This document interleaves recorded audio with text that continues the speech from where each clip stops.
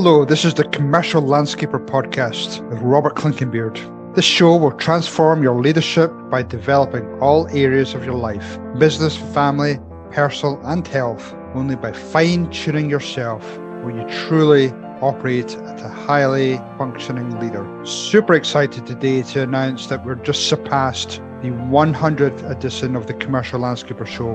And we're going to see better things from us this year. We're going to be introducing some education, courses in leadership and sales that you could apply and join and try to improve yourself. So hopefully you can join us in some of these courses and reach out if you want to hear some new guests. This is all about bettering you, bettering your business, and make you function at a super high level. Thanks again, everyone. Cheers. Hi, this is Robert Clinkenbeard with the Commercial Landscaper Podcast. I'm really excited today to be joined by Jeff McManus. Love that Scottish name. Jeff, thanks for joining me today. Tell the audience a little bit about your background, please. Robert, great to be here. I jokingly say I'm the head weed puller at Ole Miss. I'm the director here on the campus, 1,000 acres in the state of Mississippi. So you may have know us better with Lane Kiffin, our coach, and all that fun stuff. But I don't get into that. But I get to cut the grass and pull the weeds around and oversee about 30 people full time. And do have a little side hustle where I'm a culture coach, and I help other industry leaders cultivate greatness with their teams and do great things to try to emulate that culture that makes a difference in our business and in our lives. That's awesome. I love that term. I've actually probably heard that more recently within the last 6 months. I think obviously we've gone through COVID, gone through a lot of challenges, remote working. And a lot of people have had to try and bring back that culture. So yeah. I've heard that culture coach, or that, I don't know if you want to call it raving fan, and internal team leader, raving fan, just to help promote the culture of the company. So yes. Tell me what drew you to that role? Well, I do have to give credit to a great author who wrote, I don't know, maybe you've heard of him, the Iron Man Mindset for Entrepreneurs. Never heard of him. You wrote this great book, and I've just devoured it in the last 2 weeks. Actually was reading it over Thanksgiving break. And the culture coach is what you referred to it as. And that's why I've told you I'm going to use that title. But culture is so important. That's where the momentum comes in the organization. Whatever you're trying to do is the culture. You and I as leaders cannot be all present everywhere in the organization, but the culture is. And culture is an intentional plan. And so when my eyes were open to that I could literally plant my culture and help cultivate it and grow it and water it, that I could grow the culture I wanted, I got excited about it. And that's what turned me on to this industry, turned me on into this little niche, is that I can help others grow that culture as well. You look at who's doing it, Robert. You think about who, every time I speak, I ask the audience this, who's got the culture that you want to emulate? Who out there is doing it? And Chick-fil-A always comes up, right? We all love It's My Pleasure and their second mile service. And I got to hang out with Dan Cathy, who was the CEO and president for so many years there, and just learn more about how they are servant leaders and grow their people. They say, yes, we're in the chicken business, but what we're really in is in the people business. And I like that. That to me, Robert, makes me excited, is to help grow people. That's it's a little niche, it's a little special area, but to me, that's helps in my purpose in life, is just to help cultivate greatness in others. No, I love that. And I can't remember if I touched on this in the book, that, if you have a great culture in a company, then it'll take you through a lot of the challenges that, if we either face through COVID or some other pending challenges we have ahead of us. And one of the things I felt with my own company was, yes, you have the general company culture, which I thought was really great, but you've got a lot of subcultures, whether it be in a crew, whether it be Yes. in a department, whether, we had a branch up in Vegas and it had its own little culture, but it was still molded upon the whole company culture, which John and I which created in the first place. So talk to me a little bit about what you see going into other companies and their culture. Well, leadership matters at every level. So what you just said is we have leaders at every level, whether it's crew leaders, our leads, our branch leaders, our branch managers, district, whatever. Each one of those matters because they will either throw gasoline on the fire and grow the culture in a very positive way, or they'll throw wet leaves on it and put that culture out, and they'll change it to a very negative aspect. So alignment is critical and all that. I work in an organization in my daytime hustle at Ole Miss, 3,000 employees, and it's really hard to get alignment, especially in an academic world. So I'll worry about my little world, right? Is my department, and I want to get alignment in that because even in the crews that are out there, I can have a crew leader who leads in a very negative way or brings a lot of drama. And so I have to be very intentional in growing that culture. So I had to learn how to do huddles. Like what do you do in a huddle, a daily huddle? I love that in your book. If you guys haven't read Robert's book, you need to get a copy. It's a quick read and it's a great read. But the huddles, I mean, who else is doing that? Well, look at the Ritz-Carlton, one of the top premier resorts. They do a stand-up huddle. They call it, they call it something a little different, but every day they do it. Disney does it every day. How do you get 85,000 union employees that work for Disney happy? How do you make it the happiest place on earth? One of the ways they get alignment is by having a huddle. They have a huddle where they talk about their core values, what's important for today, and remind people. As people, we don't have to be taught every time, but we do need to be reminded. And so this has been very helpful in our organization, is reminding people of our core values.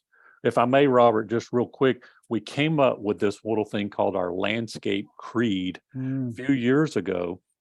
And it's basically 9 core values that our employees came up. We gave them some ownership in this and input. And then we kind of penciled it all out. But now we say this together as a group once a week. We hire people based on that landscape creed because it's our core values. But that has really catapulted us into that culture of growth and development, that mindset of not giving up, adapt and overcome, as opposed to, I don't know if you ran into this, but being a victim. Oh man, we can't do this. Oh no.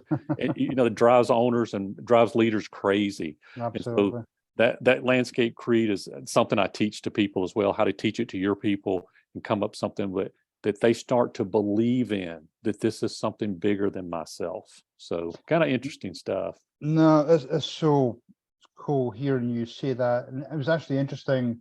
This came up for me yesterday. I was doing a strategic planning meeting for a company, and we were actually working on the core values. And I said, yeah, it's great. We've just come up with these core values, but unless you make them alive within your company, they're not going to do anything. So, just some of the things we talked about are, the daily huddles, the weekly meetings, the credence card. And I always remember when I used to work at environmental care, Valley Crest under Bruce Wilson, that they had this credence card that people would, and the employees, field workers would have in their wallets. And, some of the things that we came up with yesterday is things like, your core values on your mouse pads, a banner on the gate as you're leaving the yard, just to remind the crews the core values. So all those different things make a huge difference in just making that culture, those core values alive in the company. That's true, because if you just make them up in a boardroom, they don't have any value. And that's why we let our team contribute to that. I mean, we didn't take every single thing they said and put it in there, but they gave us a lot of nuggets. And then we reminded them of what they said. Hey guys, remember this came from you. So every Monday morning, before we say the creed, I remind them, or one of the leaders says, this didn't come from Jeff. This didn't come from our administration. This came from us. These are our values. This is what we want to be known for. And I'm always looking for ways to transfer ownership further down the line than just me being the one who has so much passion for what we do. When that frontline person cares more or just as much as I do, that's a win. That's a celebration right there. And I think the core values is part of that. No, for sure. And it helps with, almost being that filter as you bring people into the company. So that Yes. hiring filter, and then also helps with that exiting of people. Yes. You can use the core values as a measure in which whether they should stay with the company. So, Jeff, one of the things that we talked about just offline is you're pending. We should do like a big rah-rah type of exciting music. Your pending release of your new book. I'd love you to just talk about your book and just some of the, I suppose, the research you did in creating the book, and what you're hoping to readers of the book will achieve from the book. Yeah. So the book, interesting enough, is called Cultivate, right? I thought that was a good title for us here in the green industry. Love it. But it's all green industry stories. So really, I have not found a book like this. Maybe a few in the outside the green industry, but it's really short stories, and they're books about people in the landscaping. They're stories about people in the landscaping business, but they're super short. And the hope is that we can use these with our teams, with our leaders, with our staff, that when we read the story, we can ask our staff, what would you do? What quality did you see admired? So one of the ones is being dependable, right? As leaders, we know we have to be dependable. We have to do what we say because it builds trust. Trust speeds things up. When people don't trust us, it slows efficiencies down tremendously. But we don't always convey that message real well to our teams. And so there's a little short story on being dependable. And what I have found is I have done this actually with my staff here at Ole Miss over the last 10 years, that this has been our secret sauce. This is why we've been able to do more with less. This is why the Drominators don't stay in our company, don't stay in our organization, right? The people will stay when their core values have alignment. And so we're constantly doing alignment with our values. What a better way to do it than with a short story and then getting input, something that gives our guys and ladies, a focus, something that kind of grabs their attention and pulls them in because of the discussion. And so that's really, it's a cultivate tailgate huddles to grow great teams. And so I think from what I'm hearing, the people who've pre-read the manuscripts, they love it. And I'm hope it'll be a good tool for some of our owners and leaders to use in the industry. No, I'm looking forward to receiving a copy. One of the things that reminds me of, and I went through, the Scaling Up coaching program, and one of the messages I heard loud and clear is that, you can go ahead and tell all these, practices and go through all these exercises, but when you can actually, if you're able to tell stories, but real life situations, then people will relate to that a little bit more. Yes. And it still rings true with me that any chance I have, I'm doing some type of coaching, strategic planning, I'll usually bring in some stories, and you can see almost like that light bulb moment coming on with the client, is that they start to relate themselves to a situation that maybe they've been through. So I love how you're doing that. Well, Scotty, who was on our crew for many, many years, he was a weed eater operator. And for years we would do these little huddles and get together. And one day our vision statement is cultivate greatness. We cultivate greatness. Scotty leaned up, we were talking about it, and he goes, I'm going to tell y'all a way we're cultivating greatness on this campus that you've never thought about. He goes, when we have these huddles right here, he goes, we learn so much about each other and we grow, that we're cultivating greatness in each other.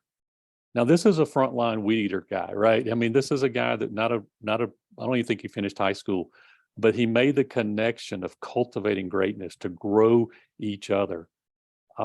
with each other. We used to talk about growing great landscaping to attract students to the campus and all those things, how we cultivate greatness. He's saying we're doing it right here in the small group.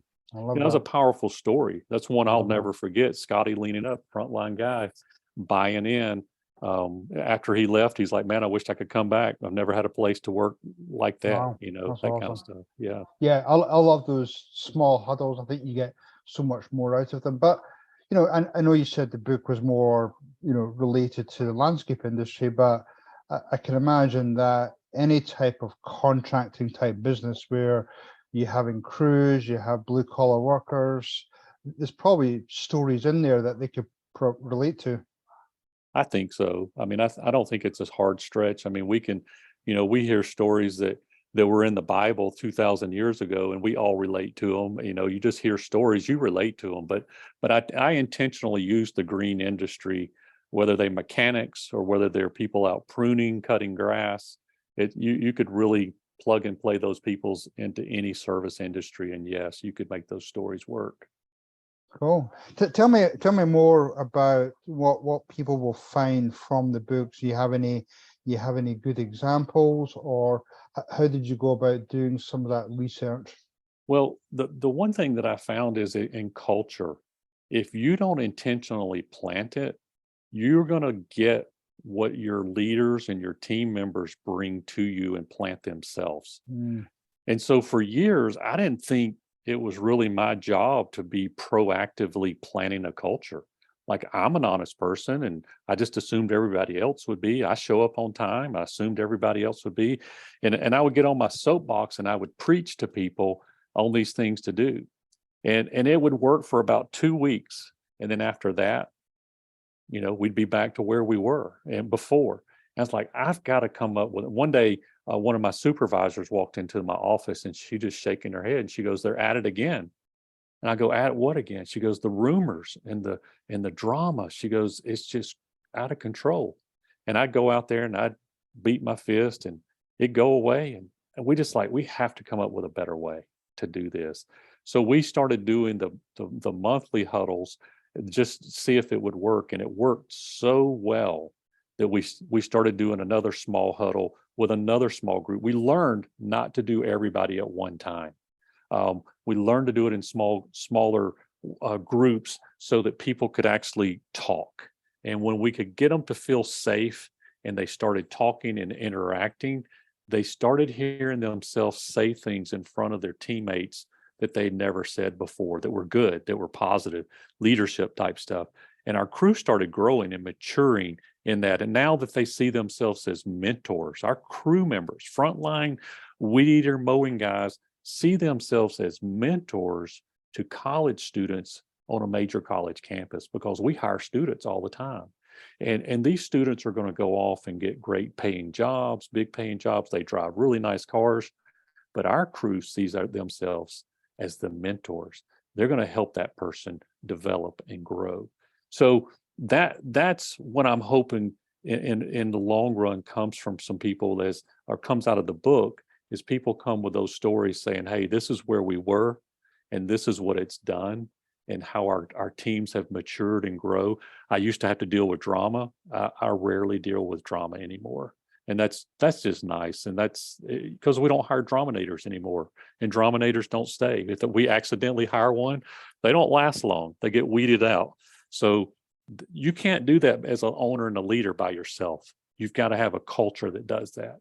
And that's where my heart is now. That's where I think people need to put a bigger emphasis that aren't, to help grow the culture in their organization. Yeah, I've never heard that before, but I love that term, draminators. Yeah, I'm That's sure I awesome. stole it somewhere, but I've used it It ever. still works. Yeah, I love it. yeah. But what you just mentioned there, it sort of reminds me of a conversation I had with Vern Harnish a couple months ago, where here we are, been through 3 challenging years with COVID. We're going into recession. There's all this headwinds coming up against us, and Vern was just emphasizing the need for more communication, more proactive communication. A lot of that can be done through huddles and things like that. But what he said is that unless you're out there promoting where's the company going and communicating and letting the employees at ease with where the direction of the company, unless you do that, then they're the ones who are creating the dialogue, the negative dialogue. They're filling that void with a lot of negative talk, and that could spread really quickly in the company. That's so right.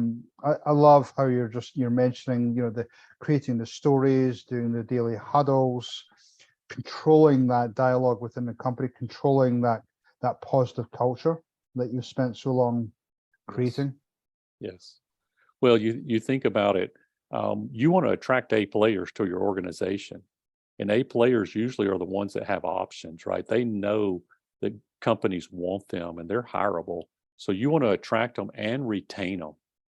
And if they're B players, you want to cultivate them into A players if you can. You really want to work on them. So what better way to do that than to grow, to create a growth chamber to grow those people in. Your A players get better. They see a bigger purpose in their life, and B players start seeing their deficiencies and want to start striving to come up to that A level because they see the growth opportunities they want to do. Most people think of growth opportunity as, vertical. They just think, okay, I got to take the person's position next. As soon as he retires, that's whose position. But if you ask business owners, that's not the way they think. If you know this, if you have somebody who's really good and they're bringing a lot of value to your organizations, you want to keep them, you're going to find a new place to put them. You'll create a position. And so to get people to open their eyes to realize if you'll work on yourself, if you'll develop you and grow you and become so good, your boss will create a position for you most likely. And if not, you'll have other options in other organizations as well. No, I agree 100%. One of the things that we talked about offline as well is through these stories, through your book, promoting that culture and effectively promoting better leadership allows companies and individuals to be able to handle challenges that come down. Just they have to be more nimble. They have to be adaptive to everything that's being thrown at them. Talk to me a little bit more about that. Well, that was the first book I wrote, Growing Leaders into Leaders. Talked a lot about growing people to get them to where they can make the decisions. I learned something from a group we already named already, and that was the Ritz-Carlton. The Ritz-Carlton, when they have employees on the front line, they started figuring out that their booking rate was going down because people were frustrated because problems weren't being dealt with.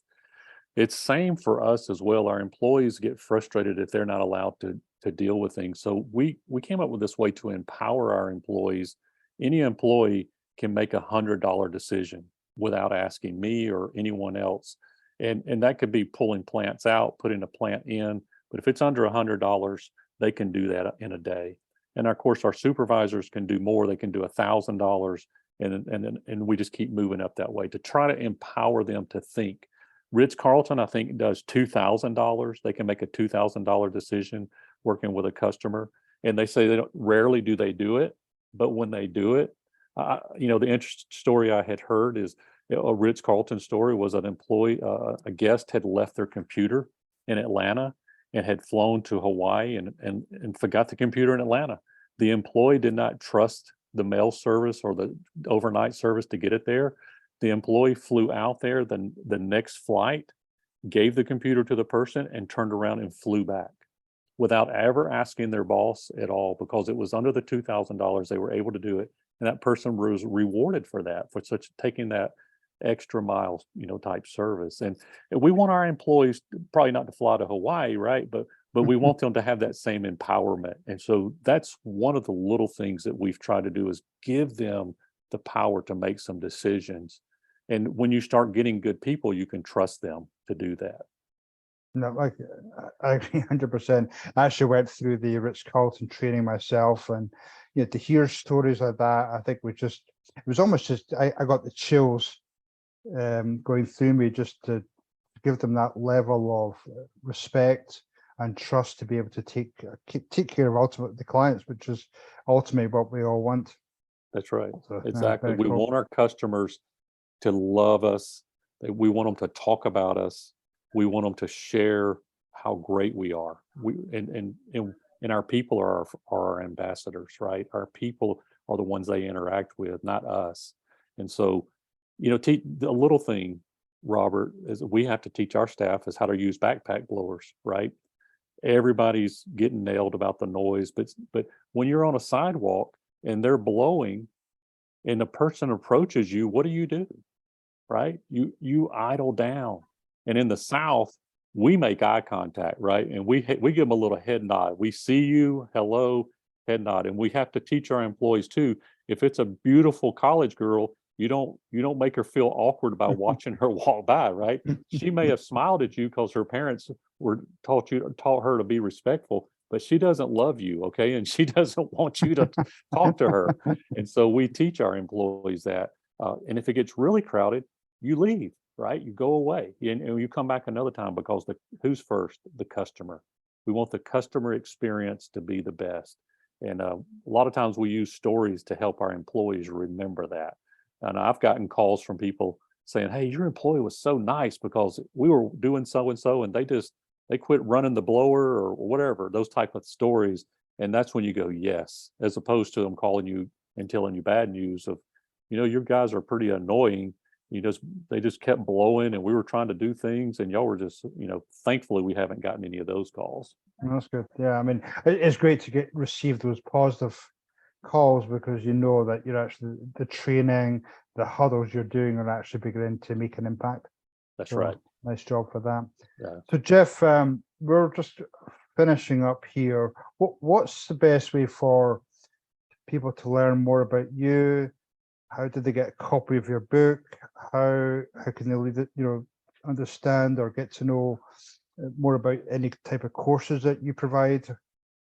Well, jeffmcmanus.com is the simplest, easiest way to do any of those. You can order the book there. It'll take you to an Amazon link, and you can reach out to me. You can see the courses I do. I do some webinars, free webinars for people as well. So I'd love to have you sign up for the mailing list, email list. I send out a blog once a week on something for leaders, especially in this industry. So would love to have you take a part of that as well. Awesome, Jeff. Really appreciate your time today. Excited to read your book. Thanks for everything you do for the industry and always a pleasure talking to you. Thank you, Robert. And thank you for writing the Ironman mindset for entrepreneurs. And I'm looking forward to your next book as well. Yeah, hopefully soon. So, okay, take care. Thank you, Jeff. Thank you. Have a great day. Bye-bye. Bye. That was the Commercial Landscaper podcast hosted by Robert Clinkenbeard, and I'm the author of the Ironman Mindset for Entrepreneurs. If you want to find out more about the show, you're welcome to go to thecommerciallandscaper.com, or if you want to learn more about courses, education, buying some books, even if you want to just drop a note and suggest a guest, I'd love to hear from you. Again, this is Robert Clinkenbeard, the Commercial Landscaper podcast. Cheers, everyone.